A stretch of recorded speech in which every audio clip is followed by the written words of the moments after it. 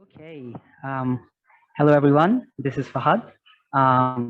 So here is a quick look at my project. So what we did is we raised some funds online, and the plan was to empower a rural school in Bangladesh, specifically in Netrokona, with like solar or PV and low energy computer. I'm actually in the school right now using the Wi-Fi that we installed just yesterday. And yeah, it's very exciting, as we all will see. So a quick background about myself. I'm actually based in Australia. My background is Bangladeshi Australian. So just for you guys to have a context of where I'm coming from, basically. And I've been in Bangladesh over the past 2 years working as a consultant, and I've done various projects for like World Bank UTP and even like helped ECAD during COP26 as well for a little bit. Yeah, I did my master's in renewable energy from the University of New South Wales and my bachelor's in electronics from Macquarie University, both in Sydney.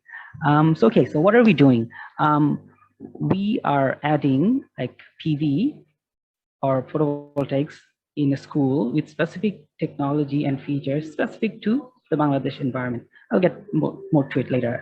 We also donated a low-powered, low-cost computer, which is the Raspberry Pi 4, with a little bit of tweaking from our side and using the Raspberry Pi OS. We also installed the Wi-Fi connection, and our budget, as we raised funds, it wasn't that much. It was Australian $3,000 or US 2,250, which is very less, like comparatively, like in Australia, an inverter itself is over $3,000. The capacity is a bit more, but you get the point, right? The PV system gets around $10,000, and here the budget is 3,000. So yeah, we are working with below funds. However, this really replicates a rural low-income household or institutions such as schools. And yeah, the installation was actually completed like yesterday. So yeah, we have some really fresh and nice videos and photos. So where was this? This was in Akpara Netrokona, and it has 110 registered students, but I think there's like 90 attending at the moment. So yeah, what are the requirements that I was talking about earlier? Like, look, Bangladesh is on the path of becoming what I call a modern developing country. What do I mean by that? Like, Bangladesh, like it was recently announced that it has 100% grid electricity, like throughout the country. However, the biggest issue, especially in rural areas, is blackouts. They get hours and hours of blackouts. So what we are trying to do is replicate a system that like medium household can afford. However, like just optimize it and ensure that they can use it for a long time. So what are the requirements? So it's only 1 kilowatt max. So as we can see, like anyone in the technical side will know that this is very, very low. It also has the priority of the PV first, and then the grid, and then the battery. So when we have the solar available, the load uses the PV, and then the grid, and then the battery. So if you don't have the grid, it goes to the battery. And what this also does is it discourages like excessive discharge from the battery, which causes degradation, obviously. Another thing was like remote monitoring availability. Actually, it wasn't really available at 1 kilowatt, so we had to use our creative minds. So yeah, I'll get to that as well. Okay, so again, like most inverters, especially from Europe and China, they cater to either completely off-grid or on-grid that are without batteries. Okay, so because I think it caters to the situation in those countries or other countries that are more where grid electricity is a bit rare, for example.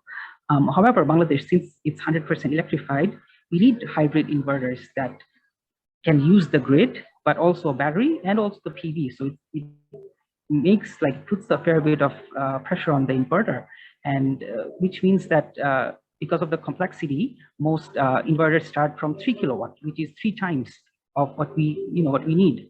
And again, like the load of school and many dwellings in developing countries, it cannot be increased. Like here, we have basically 2 fans, 3 lights, 1 computer, and sometimes maybe they will charge a few phones. That's it. So 1 kilowatt is more than enough.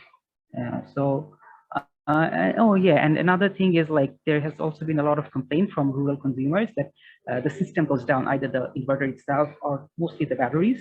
They, they stop working within a year. Even the PV panels actually. So and another thing was to actually like have a look and identify the issues if possible.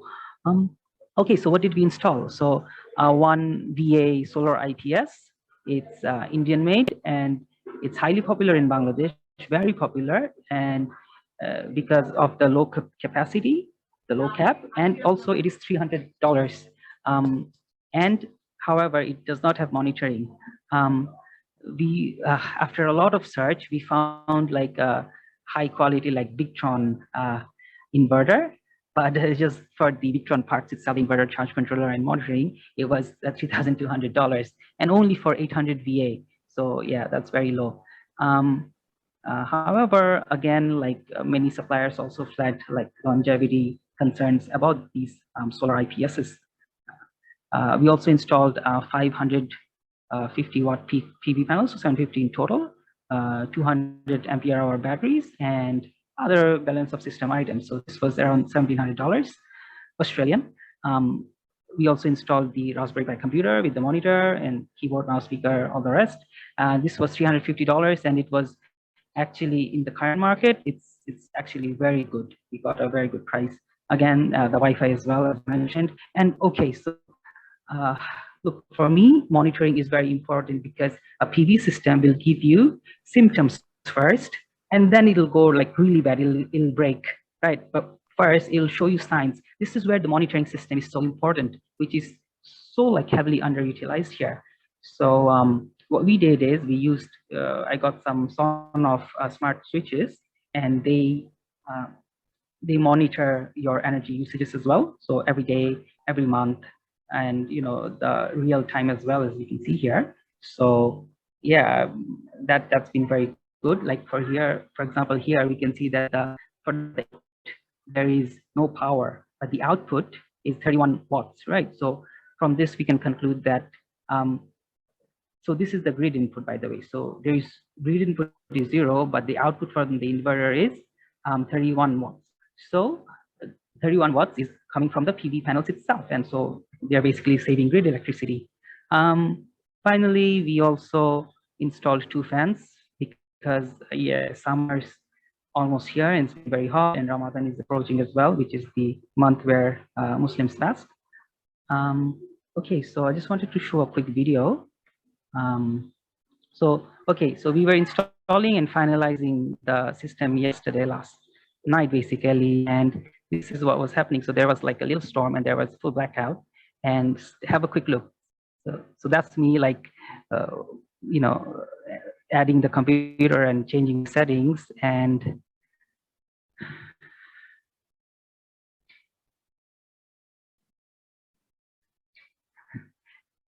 so what's happened there is that the cameraman did like a complete 360, and there is like grid electricity here, but it's pitch black. It's pitch black. So this is the situation, and that's like and blackouts are more common at night as well. So it's like completely pitch black most of the time at night. And what happens is, as you can see, like I was working on the computer, right, and the lights were on. So it was using the battery systems that we installed. Okay, so what did we install? So in the solar PV system, as I mentioned, we installed 5 150 watt peak PV panels, a UTL gamma plus inverter. So again, I found this after a lot of search, and from the reviews online, and what the features that they have, it's actually pretty impressive. 200 ampere hour batteries, plenty of MCBs, circuit breakers, because we wanted to emphasize on protection. We don't want any short circuit, or as you can see, the roof is made of metal, so we don't want any accidents, because there are kids, a lot of kids involved in the school. Again, the monitoring device, as I mentioned, and as you can see here, like warning signs, because we've been told there's like some risk of theft here. So yeah, that's why we install this. Okay, so here's like an SLD, a single line diagram that I very quickly put together. So a question that comes up is like, I put 5 panels in parallel. Why parallel? Because again, it was recommended in the spec sheet of the inverter itself. And every panel had a 15 amp fuse. Why? I mean, this is obviously, it's not practice because it's it's a lot of resources and effort, frankly. However, this should be done because if there is, like, let's say, a short on one of the panels, the electricity will follow the path of least resistance, right? So it won't go through here, it'll go through here. So all the current will go through here. So to stop that, this breaks. So that's why we put like a fuse. We actually use an MCB like after each panel, and then this is the total. So to ensure that the total voltage, the total current, sorry, from all of them combined don't exceed. So the I'll get a bit technical here. The VOC on the ISC, sorry, the short circuit current from each panel is roughly 9 amperes. So 9 times 5 is 45 amps. So we don't expect it to go more than 45 amps. However, if there's something wrong with it or some short circuit or internal issue, in case it goes to over 63 amp, that's why we put this circuit breaker.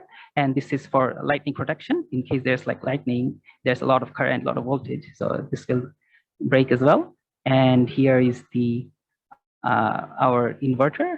And I guess what's interesting here is like we've used a 6 amp MCB at the end, which is to discourage the consumers from plugging in high power devices, like for example, the water pump itself, right? And this is 40 amps because that's the current output from the charge controller of the inverter. Great. So okay, I've been talking about the inverter a fair bit. Why? Because the inverter is basically the brain of the system. It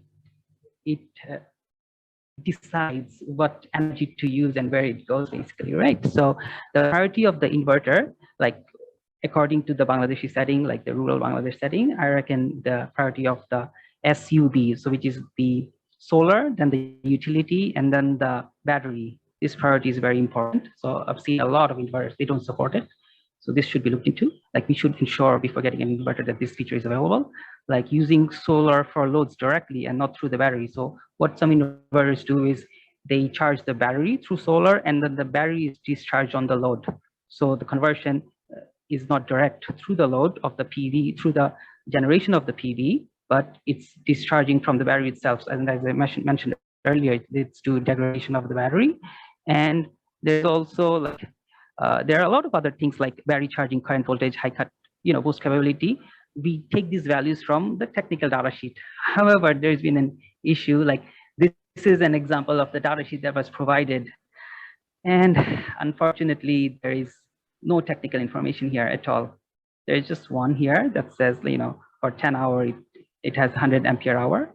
So if we divide 100 by 10, it's like 10 amps, but that's pretty much it. So again, continuing what I said earlier, like if we get the proper technical information, the battery longevity, it will increase. Again, there is the depth of discharge. We know the depth of discharge of lead acid batteries shouldn't exceed 50%, for example. And in temperature, the performance of the batteries, it changes with temperature. So where are these? Like we need these to basically design a system and understand which battery to use. And there are other options like in the inverter itself, like recharging limits, monitoring port. Like there's a lot of inverters, especially high capacity, they have like support, plug in a Wi-Fi dongle and that's it. You don't have to monitoring. And finally, another thing is this overall efficiency. So what do I mean by overall efficiency? Again, this is from their spec sheet as well. Look, this inverter is sold as an MPPT inverter, which is obviously great. It's very efficient, 94%. And this is what is mostly advertised. However, once we look at the spec sheet, I mean, the conversion from the solar, that efficiency is 94%, but the final typical efficiency is 80%, right? So if you just multiply these two, the efficiency is roughly like 75%. So that is not really acceptable, frankly. So yeah, that's something to have a look before buying, because like, again, most high capacity inverters, they work at 96% efficiency. So yeah, just something to look into as well. Okay, so that was the PV system itself. And yeah, it just, it's so good to like so many children like utilizing the computer itself. They were watching YouTube videos here. So yeah, we installed the Raspberry Pi 4 gig, 19-inch Dell monitor, mouse, keyboard, and the specialty of the Raspberry Pi is that it uses around 5 watts, and the price starts from $35. Um, Okay, just a bit more technical information as well. There's been like a new Raspberry Pi OS, so the operating system, the 64-bit, was very recently released. However, I tested it myself, and it's very smooth. It's very good. It's almost near perfect, but it's not like optimized for the for our use case per se. Like, for example, like the full version is not available with Office and games and other, other software. And the text on Chrome and Office, the software that I think the users will use the most, that is, the text there, and the size of the buttons, it's not very good. It's out of scale. So I'm sticking to 32-bit, and it's the fully optimized version. But however, it sometimes gets choppy, especially with YouTube videos. However, like in this case, it should be fine. However, like if there are more updates in the 64-bit version, I can update it automatically from from my house in Dhaka, because I've enabled VNC, which is like team reviewer for Linux. So we can update this like remotely as well. So that's great. And again, like as we can see in the photo, it's been received greatly, and people are watching YouTube videos and trying to play mini games and thinking of typing. And we also ensured to install the Bengali font and Avro, which is another easier way of typing Bengali as well.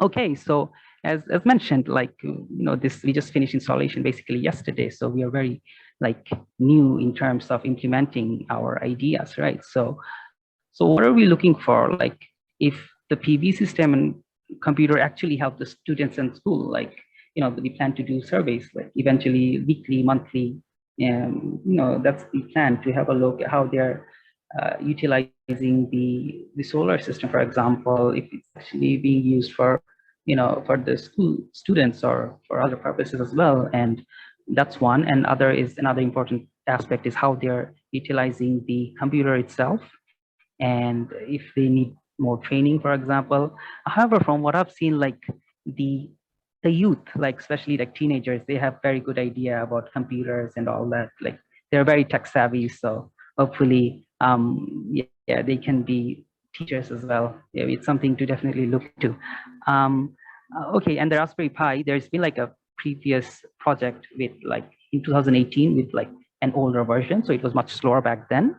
So we do expect the Raspberry Pi to have a very positive impact. But how about the PV system itself? And is it going to, let's say, last for a while? That's another thing to look into.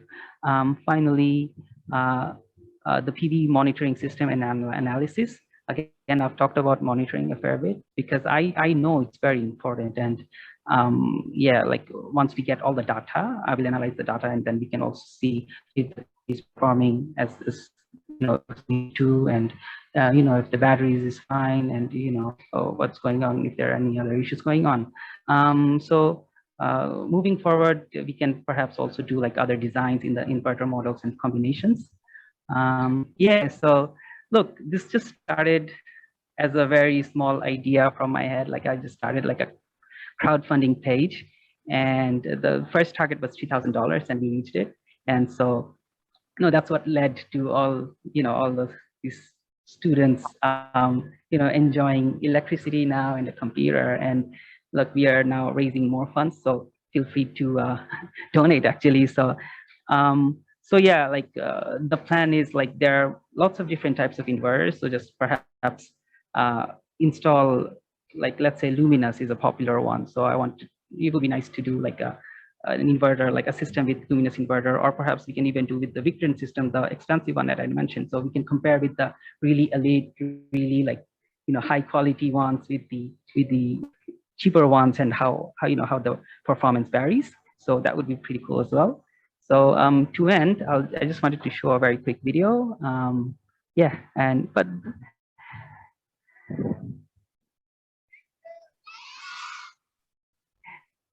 So yep, that was. Thank you. So oh, it's great to watch it like every time. So yeah, that was my presentation. Hope you liked it. Thank you very much.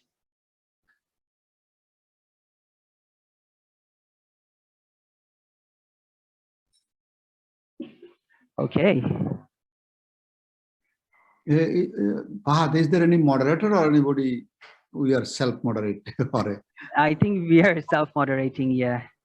any questions or anything? What about the time limit? We are close to 11 o'clock, I think. Yeah. So I think, yeah, we just have like a couple of minutes left. So if there are any questions, we'll be happy to answer. Otherwise, yeah, just let us know your thoughts. Okay. So as mentioned, I'm in the school right now. If you can see it in the background, Yeah, it's a Friday. So very nice. Within a few days, you have done it. Wonderful job. Eh? In a remote area, this you have a internet, Wi-Fi, and everything is here. So solar is free. so good. So inverter is very important. If we get the quality inverter, panel is there, cable is there, the technical people, we can train them. So I think the all school, we can go for a solar school, right? A solar irrigation, solar school, and they can their own energy and also additional energy you can transfer to the grid line.